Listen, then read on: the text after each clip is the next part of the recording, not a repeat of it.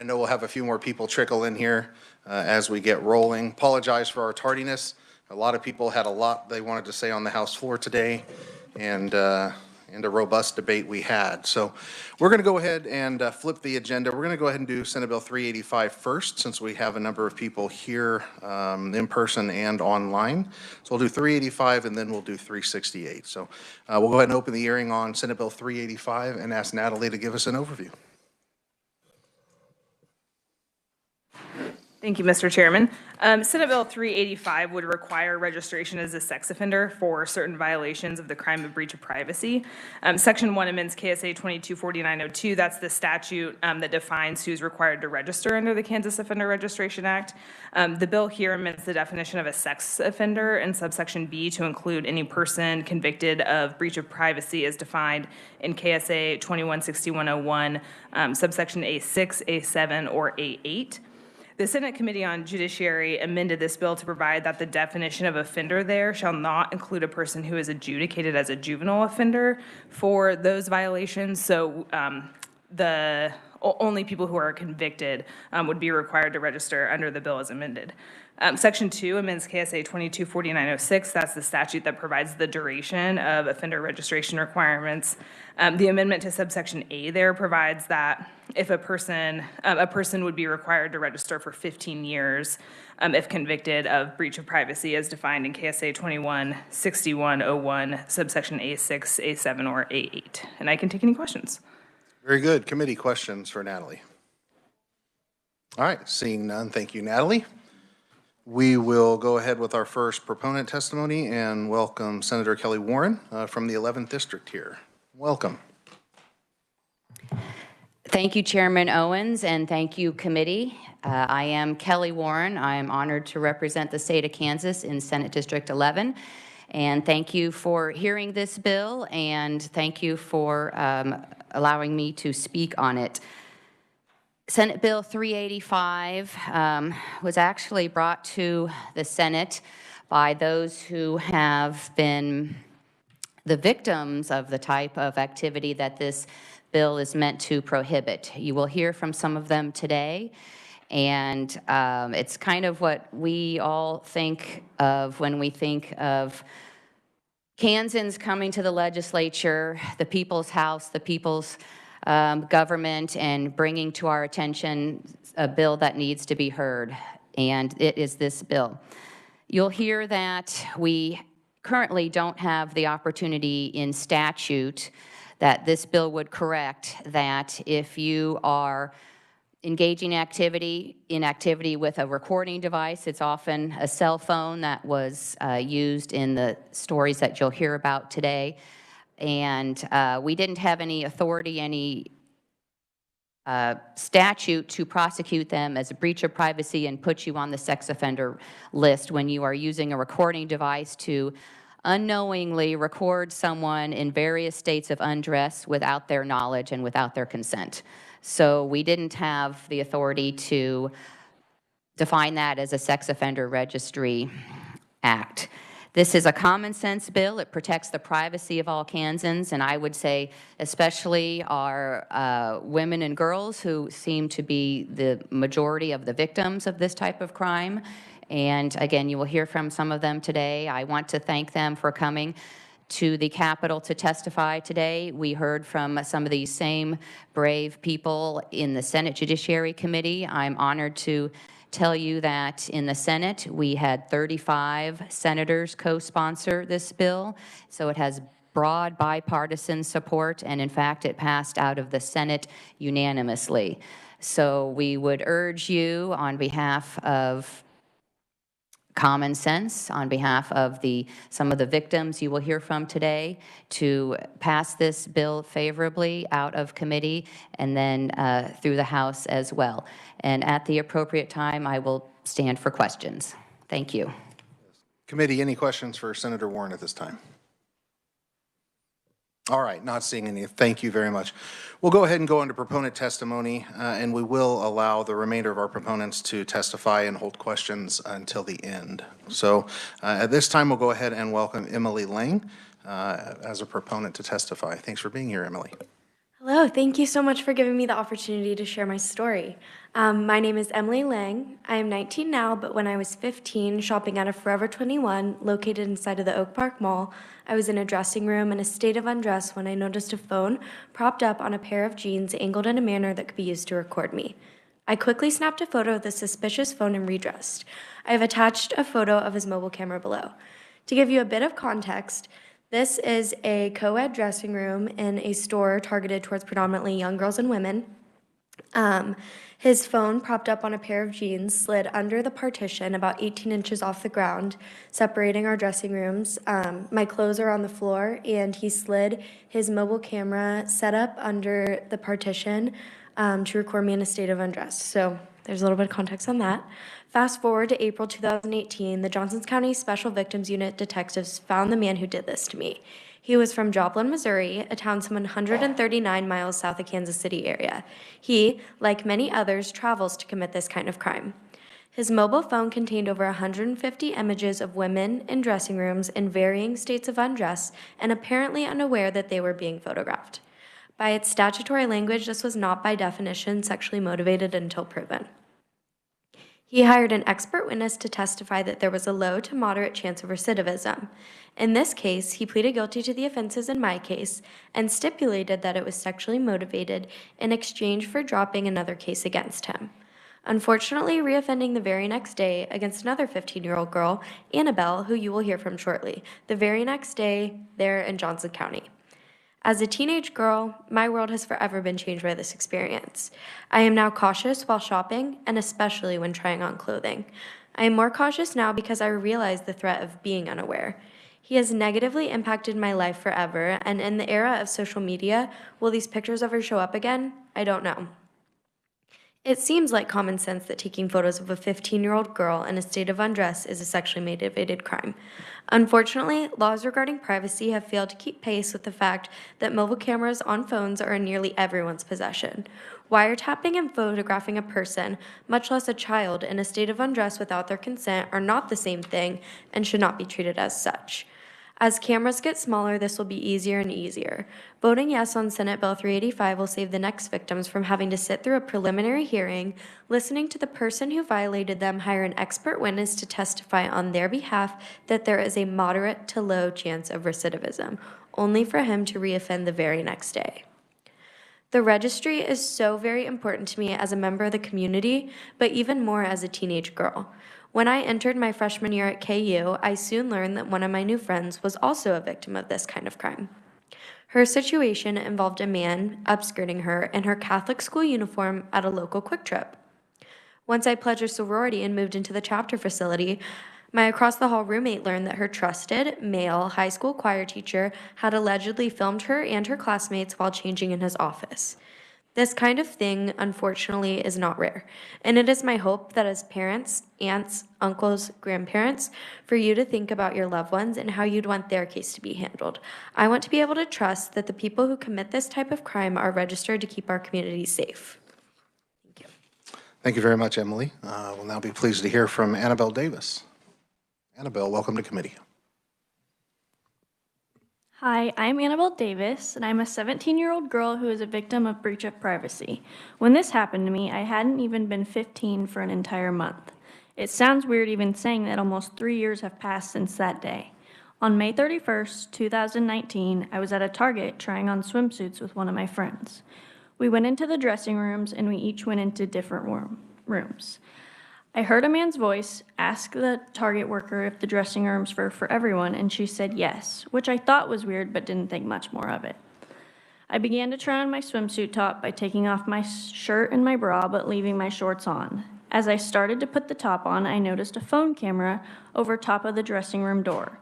At this moment, I didn't have the top on all the way, so there was definitely some nudity. I immediately went to the door and opened it to yell at whoever was on the other side. It was such a traumatic event that I don't even 100% remember what I said, but I do remember it was something along the lines of, "You need to get out of here." When I opened the door, I was able to get a good enough look at him to remember what he was wearing. When I yelled, he put down the pants that were in his arms and ran away instantly. I yelled for my friend in the other room and told her I need help. The target lady came back and was no help whatsoever. As a young girl, I was disappointed when she didn't seem to believe me.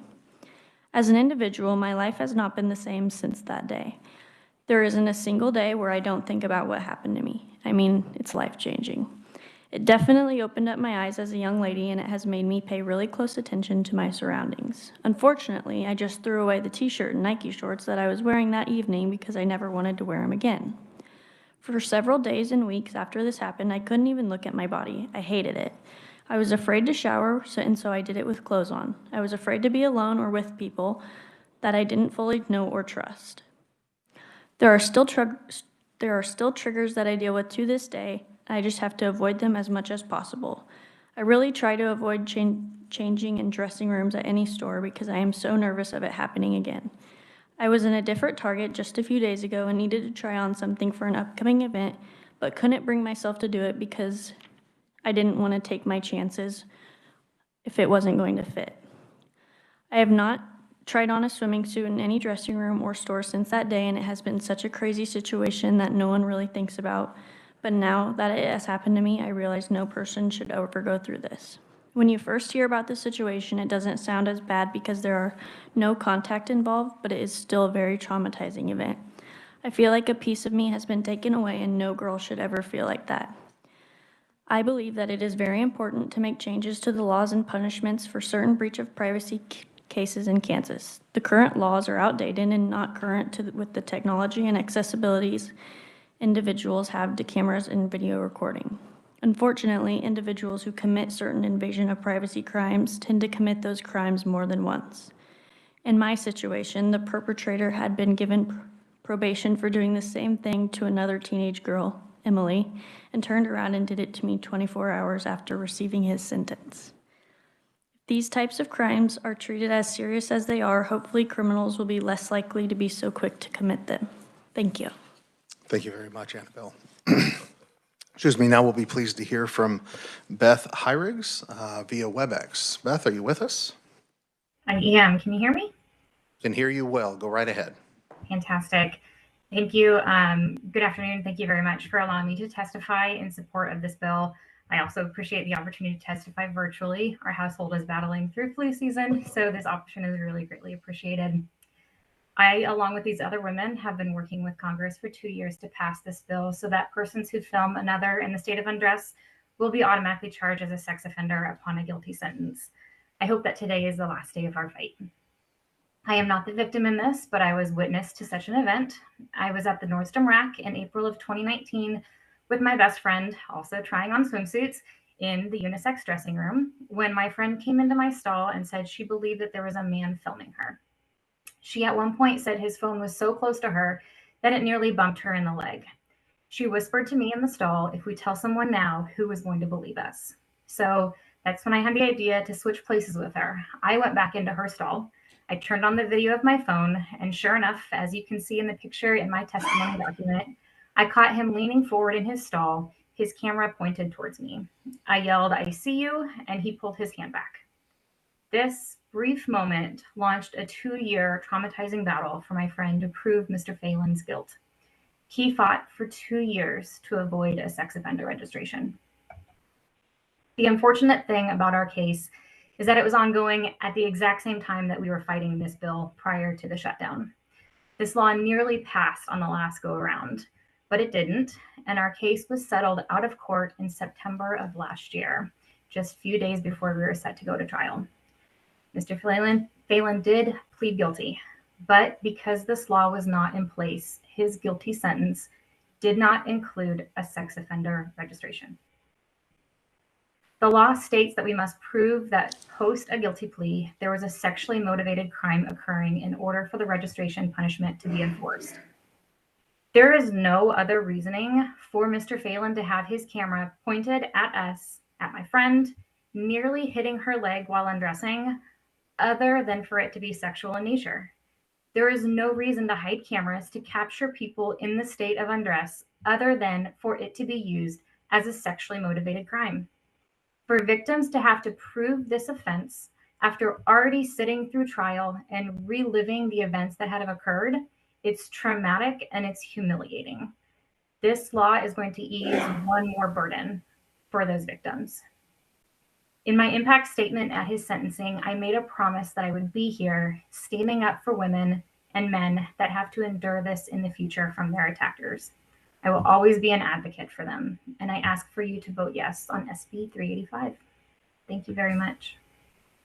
Thank you, Beth. We'll now be pleased to hear from Jason Covington via Webex. Jason, are you with us? Can you hear me? I can hear you well. Go right ahead. Thank you, sir, and thank you guys for having me out here to testify virtually as well. I'm an attorney in Johnson County, Kansas. I'm currently in private practice, and unfortunately I had an appointment that kept me here. Otherwise I would be there with you in Topeka. Formerly, I was an assistant district attorney with the Johnson County District Attorney's Office between 2006 and 2021. I prosecuted sexually motivated crimes for over 10 years, and for approximately 6 years, I led the Special Victims Unit, managing the attorneys who prosecuted those types of crimes. When I first started prosecuting this type of crime, it was under the eavesdropping statute and was actually a misdemeanor. It then eventually was upgraded to a felony, and we, despite that increase, continue to see year after year an increase in the prevalence of this crime. And that was due in large part because you could quickly and easily buy small, high quality, inexpensive cameras in the marketplace, such as Amazon or any other internet-based website. This crime occurred in virtually any setting that you can think of. I prosecuted cases that originated out of schools, workplaces, retail establishments, bathrooms, dressing rooms, grocery stores, gas stations, and even private residences. No location was safe. The type of victim that was sought by these offenders was often as varied as the locations themselves. We would often see, as pointed out earlier in testimony, male individuals targeting adult females. However, it was not at all uncommon to have individuals targeting children. And with a case law precedent from either and I can't remember if it was the Court of Appeals or the Supreme Court, you could no longer prosecute what's essentially child pornography as child pornography or the sexual exploitation statute because of the interpretation by the court that when someone is surreptitiously being videotaped, that they are not engaging in the performance as contemplated by that statute.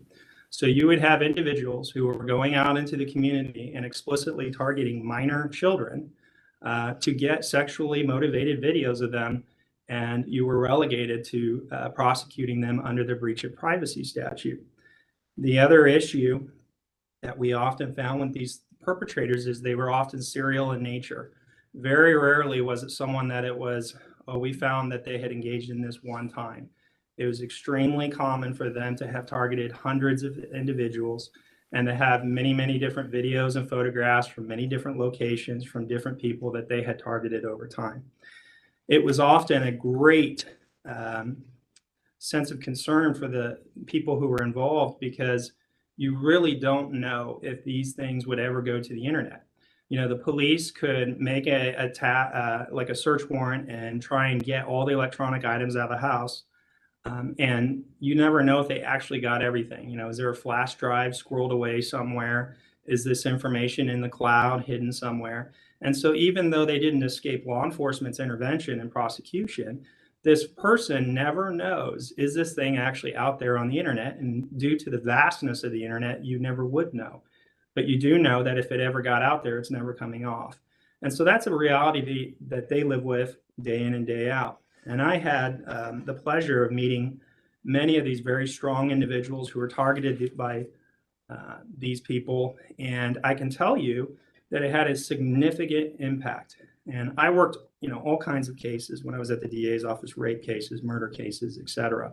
But it was astounding uniformly how much this affected people just because of the violation of their privacy and the knowing that this was an ongoing issue for them even after the criminal justice system.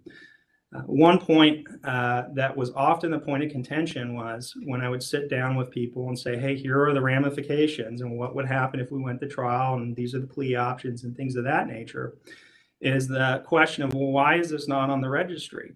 And the registry explicitly lists a number of crimes that are supposed to be registration, such as sexual battery or rape or things of that nature.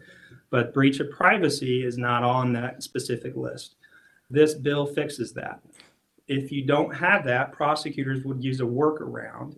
And the workaround was using another part of the statute which said that the crime was sexually motivated. However, that required the prosecutor jumping through a number of hoops, having other evidentiary type hearings, and really it resulted in inconsistent justice across the state of Kansas because not every prosecutor was utilizing that method. So if you were victimized by this very same crime in, say, another county, you may not have access to that same sort of justice. And so this bill would make sure that there is a uniform approach across the state. So I ultimately support this bill and request that the legislatures push this through. I think it will be good for Kansans. It will hold offenders accountable. It will have a deterrent effect. And finally, I would just like to compliment, I knew many of these women through my work as a prosecutor, and I just want to compliment their sheer poise and determination to basically hold these offenders accountable moving forward. And I'll stay in for questions at the appropriate time. All right, thank you very much, Jason. We'll now be pleased to hear from Krista DeBill. Is she with us? Thank you, Krista. Welcome to the committee. It was February of 2016. I was in a grocery store, stopped to check a recipe on my cell phone, and caught a man recording up my skirt. It was after church on a Sunday with his cell phone. I caught him. I confronted him. Jason Covington was the prosecutor. He got 30 days shock time in jail and had to register as a sex offender, but it was a grueling fight to get that, and it was because there was a woman in California that had reported the same thing 7 years prior, but she didn't have enough evidence to prosecute. Ultimately, that's why I chose to move forward, because I knew if nothing else, I would do it for her. Also stand with these women for the same reason. It takes sometimes more than one person to stand up together. I wasn't sure about taking part in that trial until I found there was another victim. I shared my story publicly to raise awareness. I had others reach out to me sharing their stories, sometimes on the same day of the offense.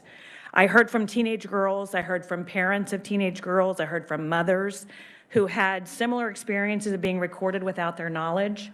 I was a newsroom reporter and news anchor for 20 years, so I had a platform to be reached and thankfully trusted by a lot of people, which is one of the reasons we were able to organize.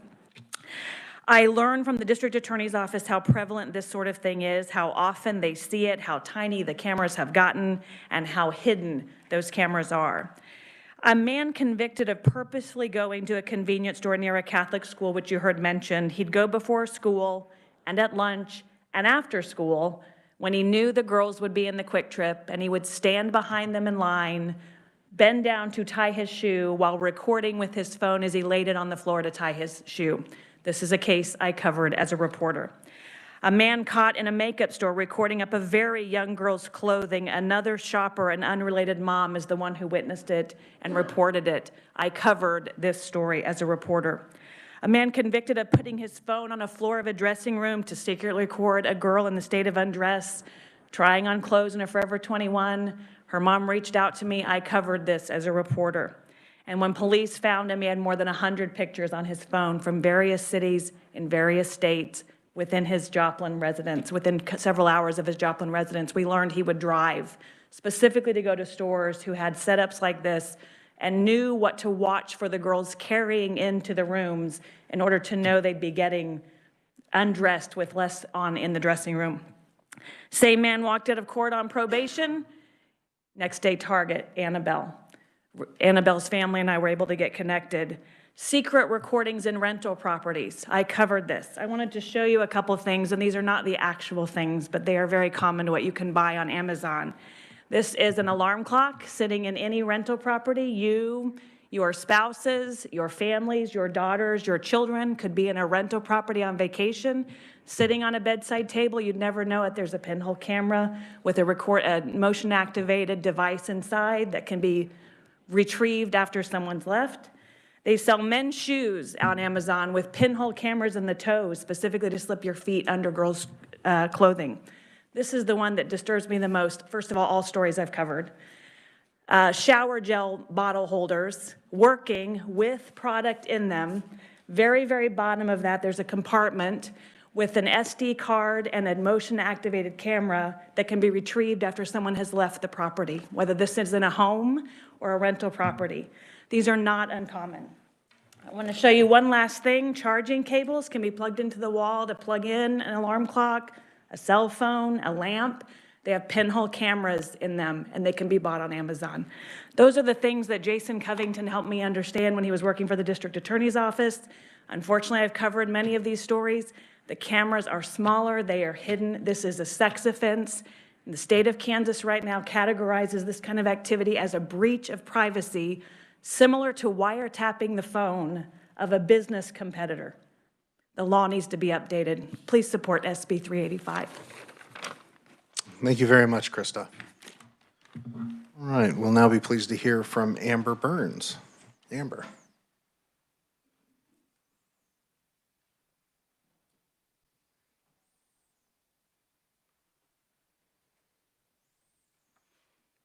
Good afternoon.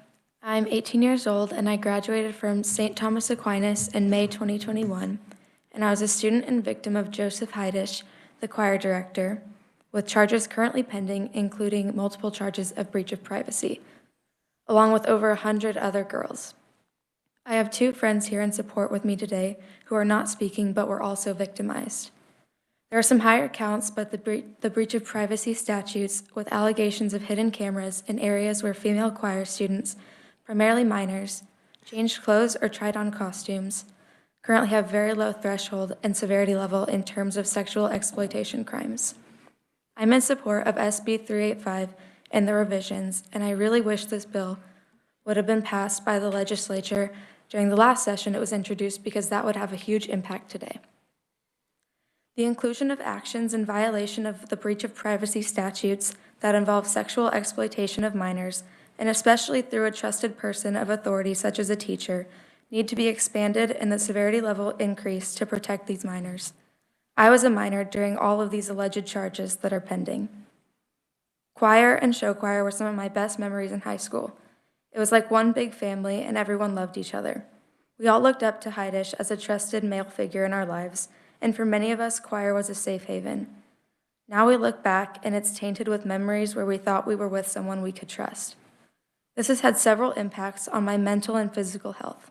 I have fears, anxieties, and panic of changing clothes, even in my dorm or my bedroom at home. It's extremely challenging to go out in public because of the fear of having to use a public restroom.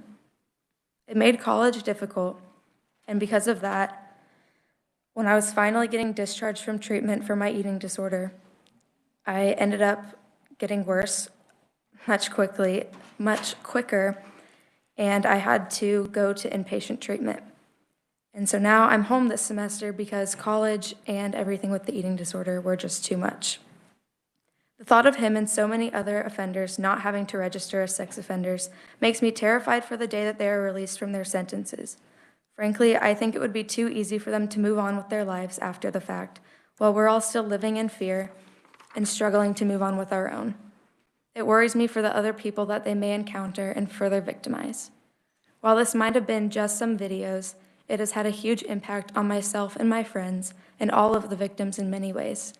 It has affected our families, it has affected what we have chosen to study in college, it's affected our personal relationships. I can't even hug my parents anymore because of the trauma this has caused me. I and many others now have serious trust issues around any male adults in our lives because Joseph Heidish victimized us and we trusted him. Someone told me that it was okay to be mad or angry, but I wasn't mad or angry. I'm hurt, violated, and forever impacted by someone who I trusted, someone I would have reached out to if I needed something. I'm in support of this bill and the other changes that can be made to protect victims like myself, my friends, my fellow choir members, whether identified as victims or not, and other victims of similar crimes. Thank you. Thank you, Amber. Now be pleased to hear from Heather Townsend, who I believe is joining us via Webex. Heather, are you with us? I am. Thank you very much. Good afternoon. I am Heather Townsend. I appreciate you allowing me to share my thoughts this afternoon, as I'm not a victim, but I am the mother of a victim. My daughter is 18 years old. and is currently attends St. Thomas Aquinas High School and is a victim in the Joseph Heidish case. I'm here to share a little bit of my feelings from a parent's perspective, as I am in support of SB 385. So I consider myself pretty well versed in how to protect my children, or at least I thought I was, with inappropriate internet usage, monitoring cell phones, social media usage. At times my children I also have a son who's 12.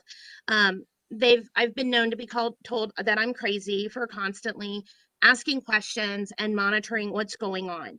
But I never in a million years thought that I would be walking my daughter at the age of 17 into the Shawnee Police Department for an interview with a detective and to identify herself in this breach of privacy case. What a horrible and gut-wrenching experience this was for my daughter, but also myself, back in the fall of 2021.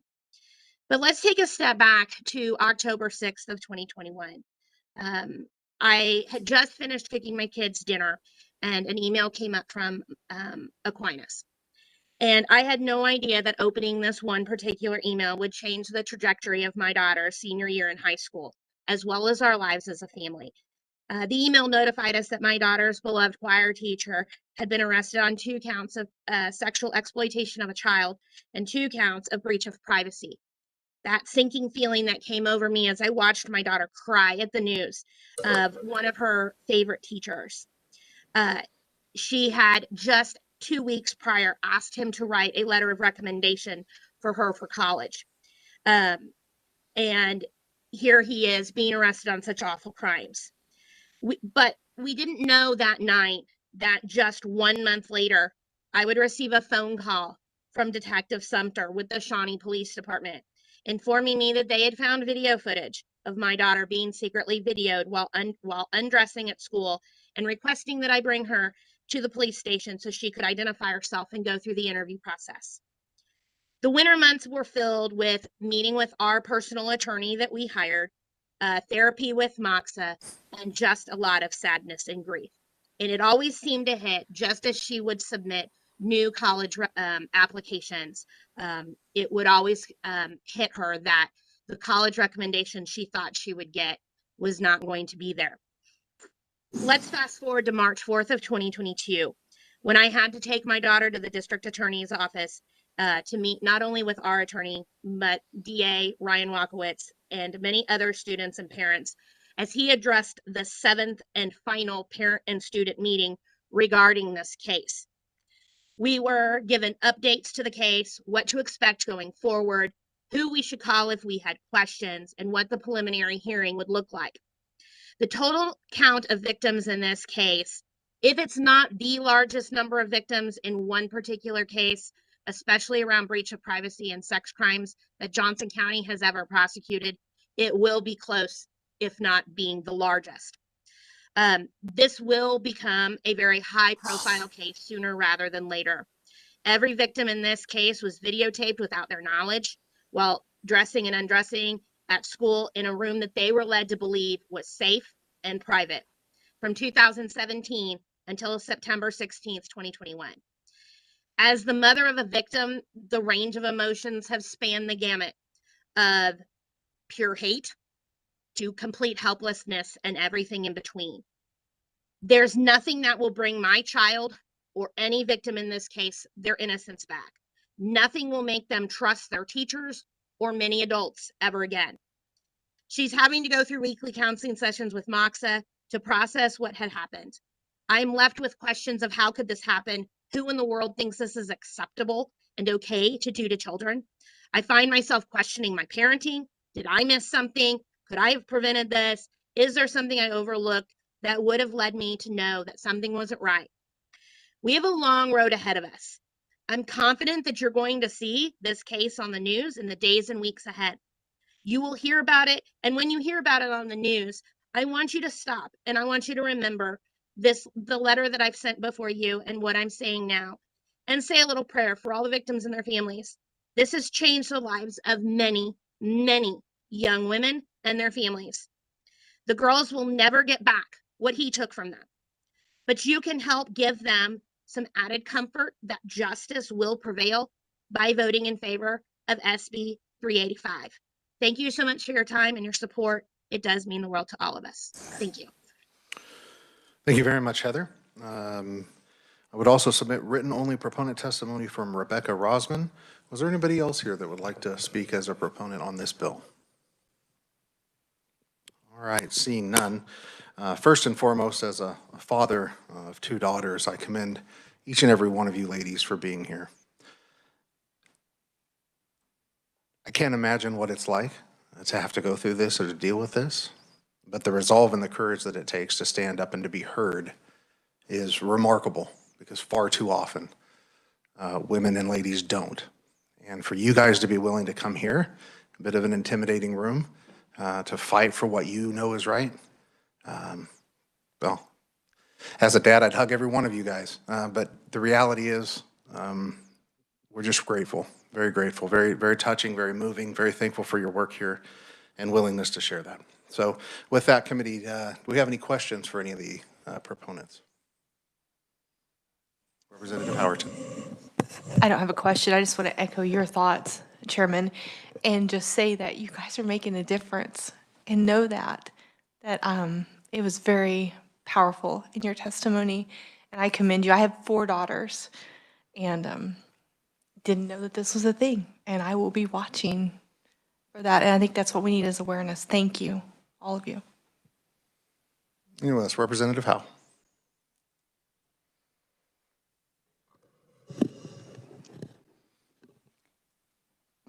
Despite the fact that I'm a woman, I am not prone to tears. And I'm not prone to tears in public in particular, as my family would tell you. And I know none of you know me, but I just want to say I'm so proud of each of you and your families and your parents that I'm sure you have all taken off work. You have spent gas money. You have been vulnerable. And you have not given up the fight. And you have not allowed yourselves to stay victims. And even when we have trauma, and one of the lousy things that you realize when you become an adult is that we all have trauma somewhere, somehow, or we will get some. But you have not allowed trauma to control you. You have not allowed triggers to control you. And even when it's hard, you guys have continued to fight. And so many women do not find their voice until many years later. But you guys are excellent examples of what we all should do and who we should be, and how we can all take an opportunity to be a voice for others. And you make me proud, again, to be a Kansas woman. And I just wanted to share my heart with you. Thank you, Representative. Any others? All right, seeing none. Do we have any neutral or opponent conferees out there? All right, seeing none, we'll close the hearing on SB 385 and move on to our next item of business, which is a hearing on SB 368, and ask Natalie to give us an overview. Thank you.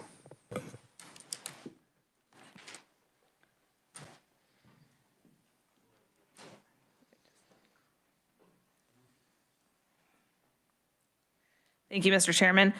Senate Bill 368 would require registration as a sex offender for violations of the crimes of internet trading in child pornography and aggravated internet trading in child pornography. Section 1 amends KSA 224902. That's the section, the definition section in the Kansas Offender Registration Act to include the crimes of internet trading in child pornography and aggravated internet trading in child pornography under the definition of a sexually violent crime.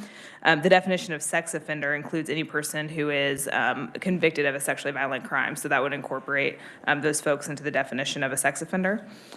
Section 2 amends KSA 224906. That's the statute that provides, again, the duration of offender registration requirements.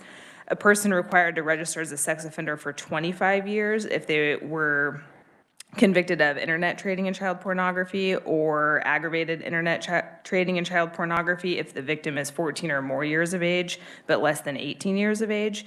And then a person would be required to register as a sex offender for the person's lifetime if they are convicted of aggravated internet trading in child pornography if the victim is less than 14 years of age. And I can take any questions. All right, thank you, Natalie. Questions for Natalie? Representative Carmichael. Thank you, Mr. Chair. Ms. Scott, I just want to make sure I'm clear on this. Does this bill change the penalty for these crimes, or is it only related to the requirement to register at the 25-year level? Mr. Chairman, Representative Carmichael, it only relates to the offender registration requirements. So these two crimes were created, and I'm sure the Attorney General's office will know off the top of their head, but a few years ago. And when they were created, they were not added to the sex offender registration requirements. So right now, those folks are not required to register at all. This would add them in. Thank you. All right, thank you, Natalie. We will now welcome Melissa Johnson from the Attorney General's office. Melissa, welcome to committee. And thank you for your patience. Good afternoon, Mr. Chair and members of the committee. I'm Melissa Johnson. I'm an senior assistant attorney general in the criminal division of the Office of Attorney General Derek Schmidt. I'm here to testify today on behalf of Senate Bill 368. And as Natalie had indicated, this would add a registration requirement as a sex offender to the internet trading and aggravated internet trading and child pornography statutes. Currently, as it exists, you could have someone convicted of sexual exploitation of a child, which would basically be, that they possessed a visual depiction of the child, and that person would have to register. But if a prosecutor sought a more severe charge because that person took that same picture and traded it with others on the internet, and we were able to convict them of the trading of that same picture, that offense would not have to register unless we jumped through a lot of the hoops that you heard Mr. Covington talk about in the last hearing. So we're just asking that those two offenses also be added to the registration requirement under the Kansas Offender Registration Act. The difference in the penalties is just, so one would be a Jessica's Law offense. We were trying to recommend that still have the same registration requirements as other Jessica's Law offenses do. And for the offenses that were on grid, that they would have the same registration requirement as other on-grid offenses. And I'll be happy to answer any questions at the appropriate time. All right, committee questions. Representative Heiberger. Thank you, Mr. Chair, and thank you for being here. Do you know how many convictions of these that we see every year in Kansas? Any idea? I wouldn't know that off the top of my head, but I could try and find out for you. That's not critical, I don't think, but I guess my more serious question is, have you seen any data that would indicate that placement on a registry, especially for these 25 years of lifetime, would decrease the frequency of these crimes? I don't know that it would decrease the frequency necessarily. I haven't seen any particular study to that, but it gives people notice that you know who's around you in your area, who your child may come in contact with. Additional, Representative Carmichael. Thank you, Mr. Chair. Two questions with the chair's permission. First, not all of us were around here when Jessica's Law was passed. Can you explain to us what Jessica's Law is? Sure. In Kansas statutes, child sex crimes, if the victim's under age 14 and the offender is 18 years or older, are punished at a more severe level than they were if it would be an 18-year-old and a 15-year-old victim.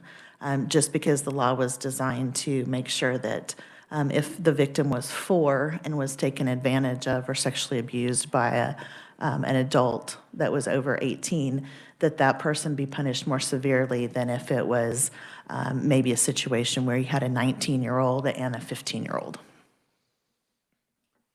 And secondarily, Mr. Chair, with your leave, are there other states which impose a registration requirement for offenses such as those which are the subject of this bill? I believe so, but I would have to get back to you with the specific states. In any of those states, has there been a demonstrated reduction in the rate of recidivism for these crimes following the implementation of a registration requirement? That I'd also have to get back to you on. It would be helpful to know. Thank you, Mr. Chair.